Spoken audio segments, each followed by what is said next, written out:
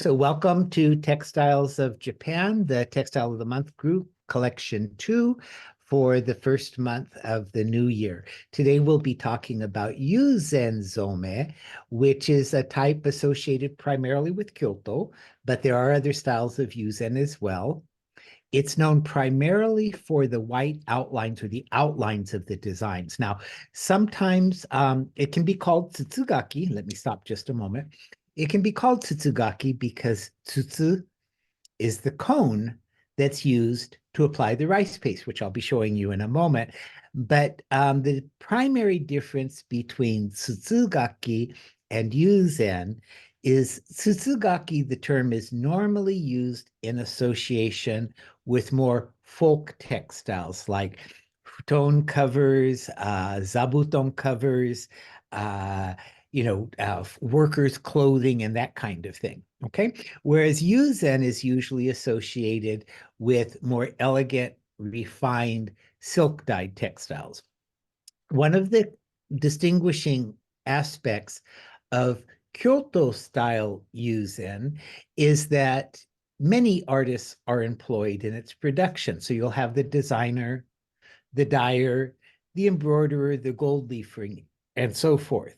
Now, there is another type of Yuzen called Kaga Yuzen from the Kaga region, and they do the similar cone technique. The difference is generally with Kaga Yuzen, one artist will complete everything from beginning to end, which means you don't have some of the specialized techniques like couching and gold leafing including. Sometimes they are, but most often, as I say, it's a single craftsperson producing the whole thing for Kaga Yuzen as a general description.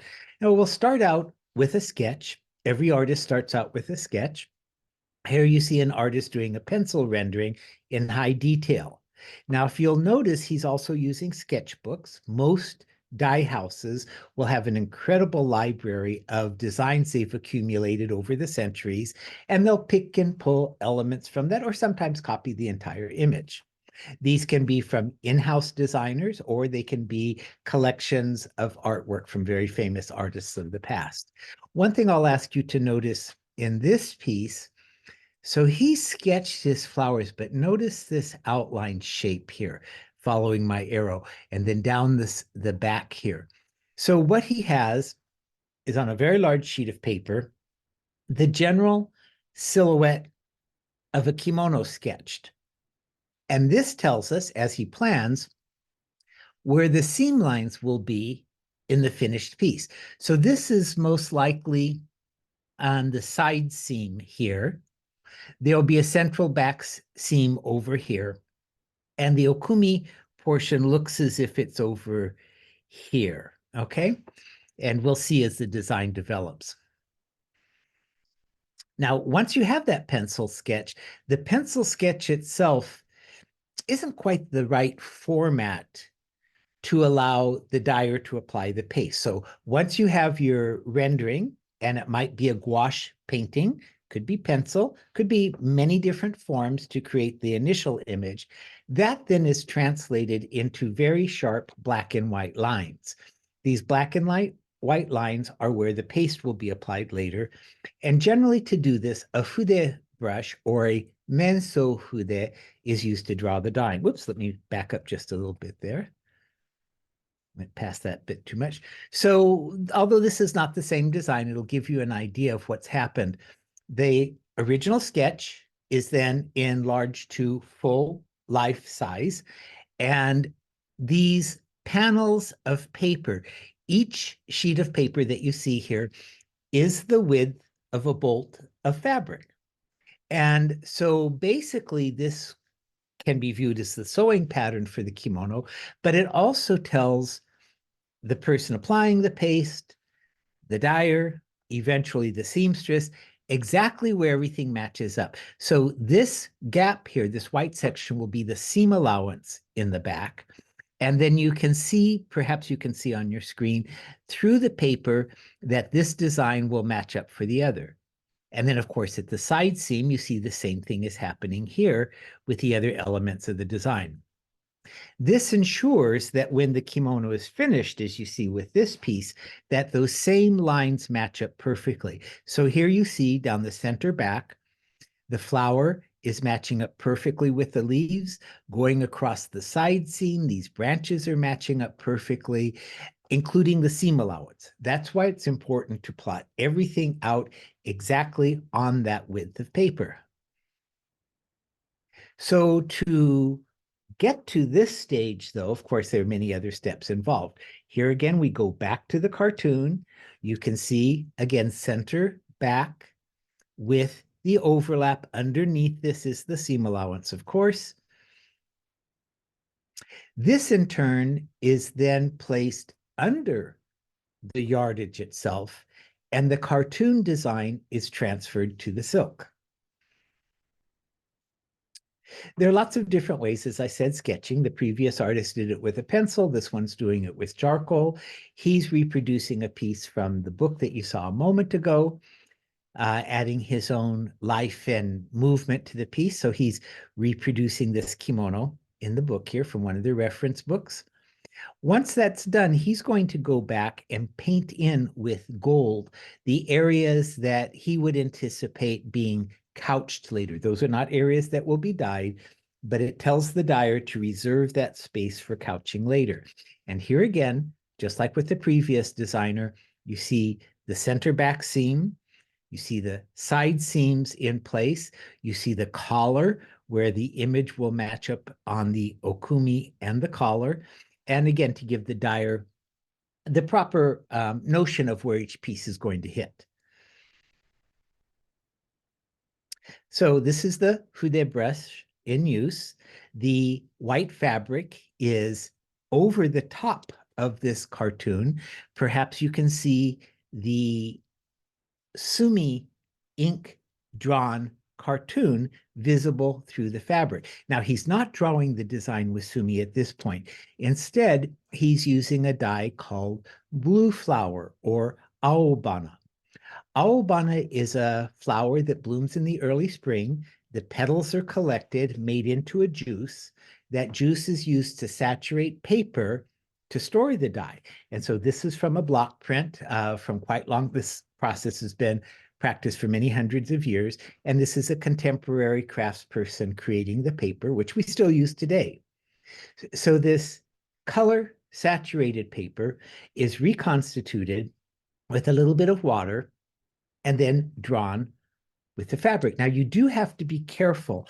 I know that we're all dependent upon publications from reputable institutions, but they often make mistakes. As an example, many years ago, the Smithsonian published a catalog on Ichiku Kubota's work. And in the very back, it gave quite detailed description of how he produced his beautiful designs. Now, I don't read French, okay, but I can read Japanese and I can certainly read English. The Japanese description was correct. The English description was not. So I don't know if the Japanese was translated to French and the French into English, or somewhere a mistake was introduced, but they mistakenly called this dye aibana, which means indigo pigment. It's not. This is aobana. The difference is in the spelling. In English, it's easy to make that mistake. In Japanese, it's not, because the Chinese characters are entirely different. So do be careful. I want to emphasize this. This is aobana, blue flower. Excuse me, that's spelled Aobana, as opposed to indigo, which is aibana. Now, why that's important is the indigo would be permanent. The aobana, on the other hand, completely disappears with water and is used for underdrawing. So the artist, by doing his sketch on the silk, will allow the person who applies the paste to go in and draw the lines, and all of this blue flower drawing will completely disappear in the subsequent steps. So going back to their original design, they are now sitting down, transferring the design to the silk, and once that's done, applying the paste, following that outline. This is a form of paste, a rice paste resist. Now, the very fact that it's in a tin can, and you can see the little rim around it, tells me that this is not the rice paste resist that many of you may be familiar using. This instead is a latex base resist, much like Gouda. So this latex is not water soluble. And the reason that's important, I'll explain in a little bit. Color has been added to make it blue and easier to see. Okay, that's going to be added to this pastry tube. The pastry tube is the tube called つつ, okay, meaning cone. And this cone, much like a pastry tube, writing happy birthday on a cake, is used to squeeze out the resist as you draw it onto the fabric. And what you're looking at here are little brass tips that are placed at the tip of this paper tube to allow for very, very fine, detailed work of the paste. It allows the artist with high quality resist to create a very fine line. So you can see the tip is attached to the end of the paper and then squeezed to have that very, very thin line of resist. Going back to the design we saw earlier with the gold, the fabric is stretched taut by crisscrossing bamboo rods with needles in the end to create a trampoline-like surface. And now you can see as this artist goes along and very carefully follows those blue flower outlines. Now, if you off a little bit, if your paste doesn't line up precisely with the blue flower line, it doesn't matter very much because, of course, the blue flower will disappear later, leaving only evidence of the resist. Okay, so here we go along. Now, you can tell by the color of this blue flower, which is more of a blackish color, this is synthetic. The bluer type is the natural. So leaving aside the cone for just a minute, again, we're talking about Yuzen. When people say Yuzen, they generally are thinking about the cone technique, but there are many other kinds of Yuzen as well. Within your sample packet, the box set for Textile of the Month, the very first sample on top was done with the cone, as we saw. Now, the second sample in your collection, by way of contrast, was done with this method. And that's taking a screen. In this case, his screen looks very much like a silk screen, but it could just as easily be the hand-carved paper. The screen is used to apply the paste, which you see here in orange. And then once the initial paste is applied, the artist will go back with many more stencils and apply more color. Notice the high relief of this flower. The relief is there because there's paste built up. Synthetic dyes are placed in the paste. The paste is pushed through the stencil to adhere to the silk. And then later this will be steamed to set the color. And so you can see, much like silk screening with the paste, these colors are built up, one after another after another. Now, of course, they're allowed to dry in between each step. However, not all of the colors are in the paste itself. Many of them are brushed on.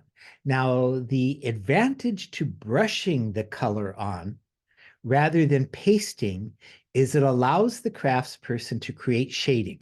When you, I'm stopping for a moment, when you apply the color in the paste, it gives you a very even, consistent color once steamed. There's no shading whatsoever in it.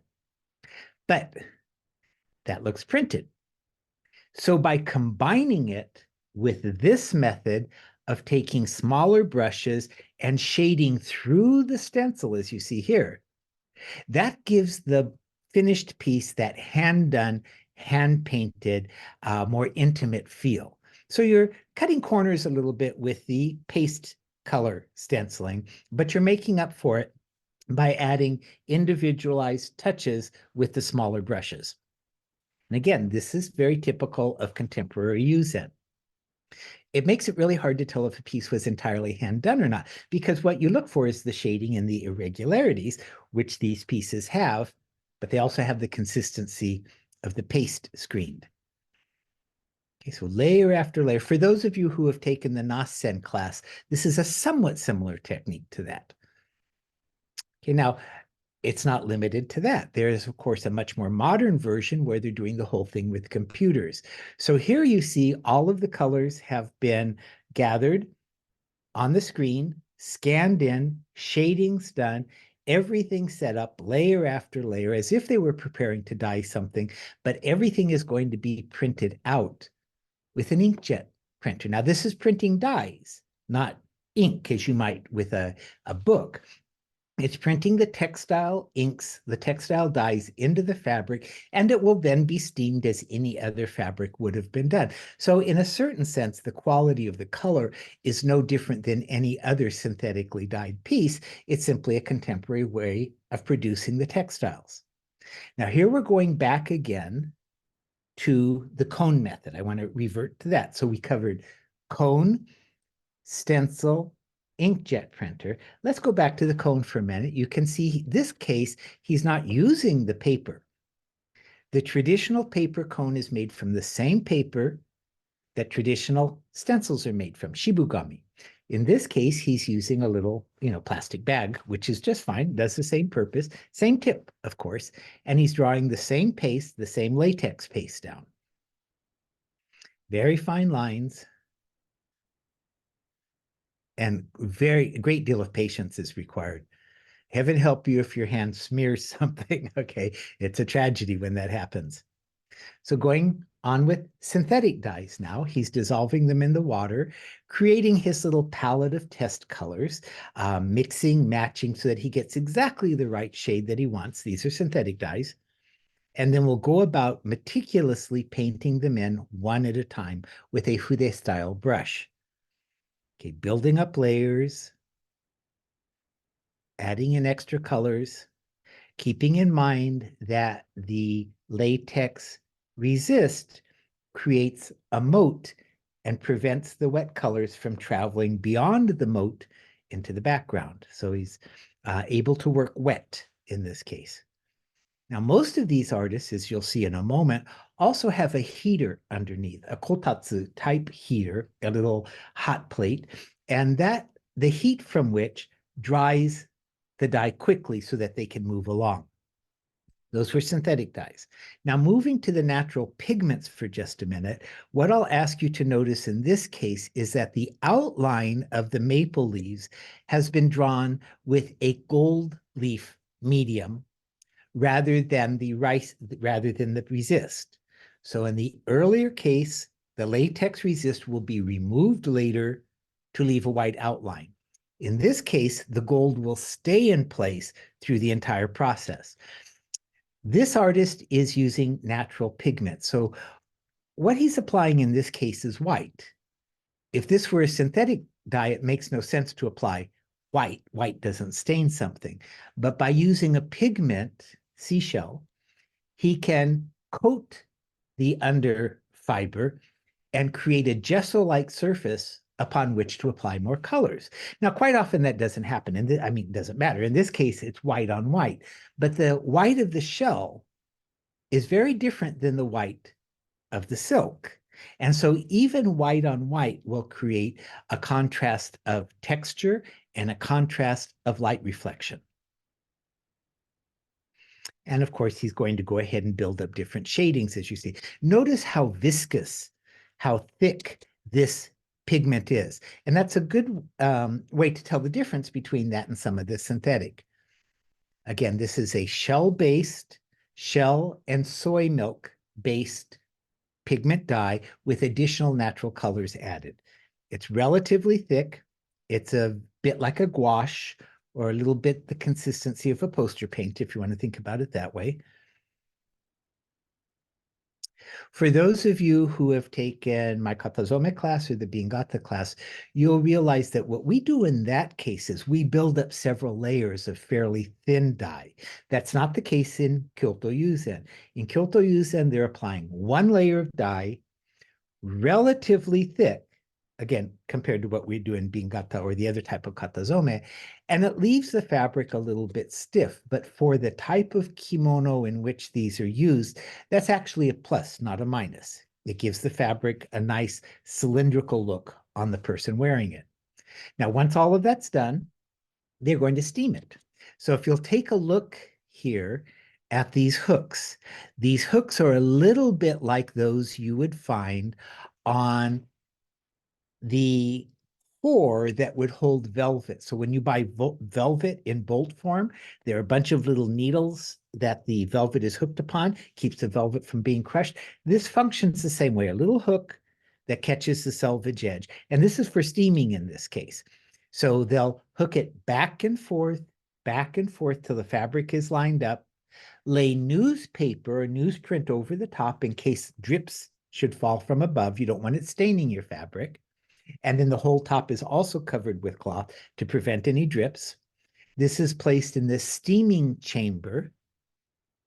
The door is closed. They'll go ahead and fill it with many, many pieces, a little bit like firing a pottery kiln. You want to fill it if you're going to heat the whole thing. They'll let it steam for the appropriate period of time and then pull all of these out. Remember, these are Japanese with fabric, so they're fairly narrow. And you can see the top canopy to protect the fabric beneath.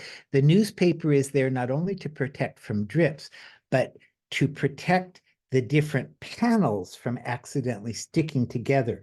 You don't want the dye from one panel transferring to the other panel. You don't want the paste on one panel transferring to the other panel and discoloring it. And so the newspaper helps, in between each layer, helps to prevent that. Now, I really like this, so I wanted to be sure and include this and have you take note of it. I showed you the rack, the square rack for pinning back and forth. If you're going to do that on your own, you could just as easily use, say, a lingerie rack. But look at what they've done here. They've used those same hooks and created this cone. And you can see how the needles stair-step up to allow for even steaming. This is a very clever method, I think, that they chose to use. Going back, sorry, skip past that just a little bit too quickly. So here he is applying, we're going back to the latex again, just to review. We have the aobana underdrawing. He's applying the latex with the cone. So what's going to happen now? Earlier, what we saw was that they applied the latex and then went in and painted all their dyes. That's not what's happening here. In this case, he's gone in, drawn all of his latex designs in, and now he's covering them. He's blocking the entire thing with more paste. However, there's a difference. And I mentioned earlier, the blue is the latex paste. The latex paste is not water soluble. Okay, so you can go ahead and put all these water-based dyes on it. It's going to stay there. You can go and wash it with water. It's not going anywhere. Okay, it can't be removed with water. But this paler, creamy color is rice paste.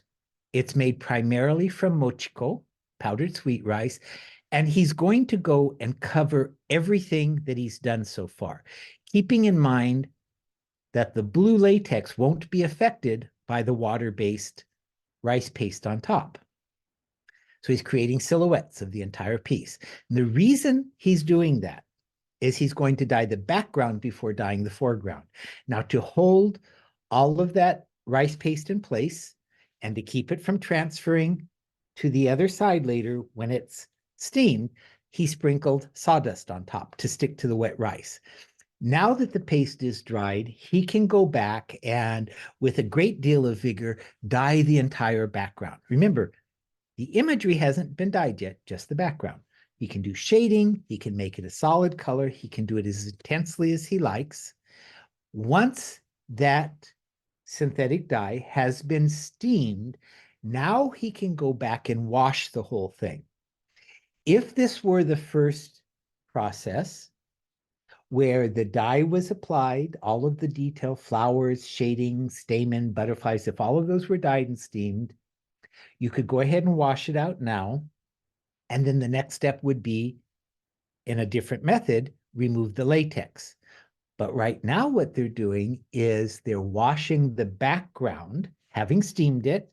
Now they're washing off all of that clear white, the water-based paste that they just put. Okay, so all of the rice is washed off, the latex remains. And what that does, it exposes the beautifully dyed and shaded background, latex still intact, And all of the white area is now exposed. All the rice paste is gone. It washed away. The latex stayed. And now they'll go back and dye the sections between. Those are two different approaches to doing the Yuzen, is to dye everything first or to dye the background first and then the details. So this is where the latex is important. The latex, because it doesn't wash off, allows you to put a water-based dye on, wash it out, and have the latex remain. So let's stop for just a minute. Those of you who are dyers who have taken classes from me, let's look at this. Let's suppose that you used Gouda applied to your fabric to create a background pattern of some sort. That's going to stay there. You can put lots of colors on. You can now take a whole different series of stencils, put all the rice paste you want on it, dye it, wash it off. Gouda's still there. Put more stencils on, more colors, more this and that. Wash it off. Gouda's still there. You keep applying all of this until the very end and then remove the Gouda, which gives you a very complex layering of color that you can't achieve if everything were to wash off at once. So here he's using the traditional Japanese brushes to go in and paint in the pigments that we saw earlier. So those are natural dyes.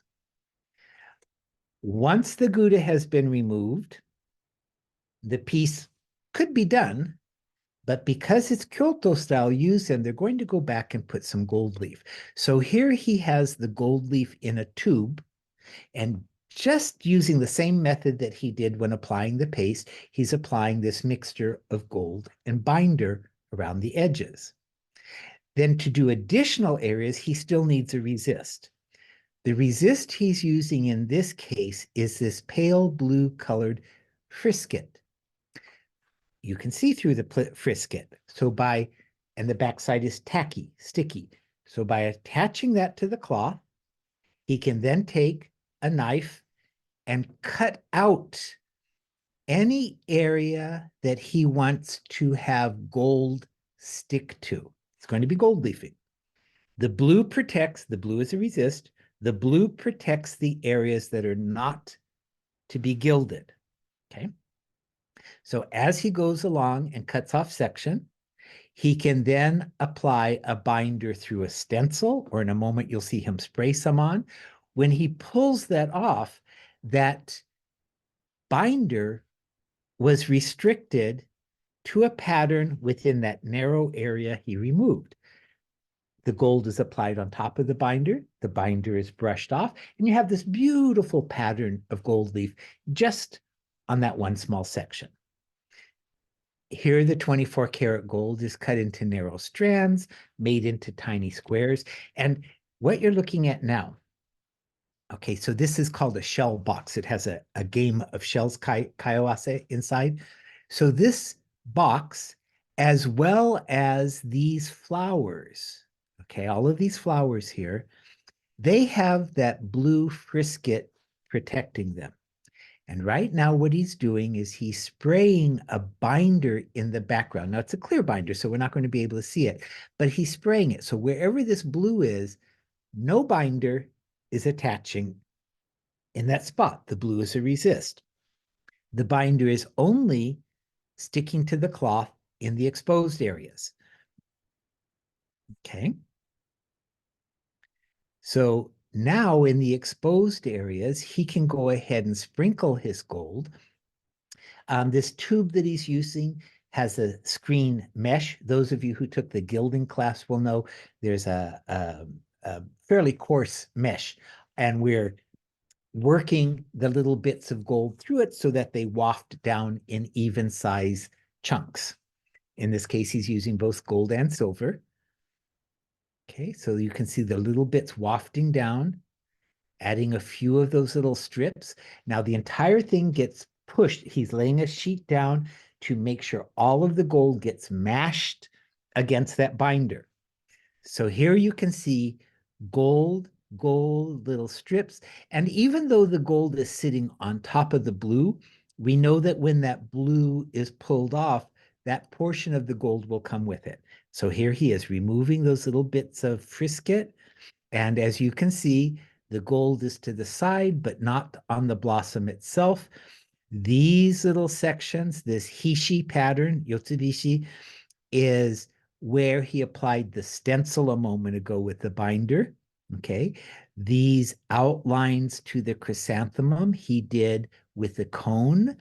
And the background, again, in combination with the frisket, had the binder sprayed on and the additional gold wafted down, sprinkled on top to create an interesting background, typical of Kyoto Yuzen.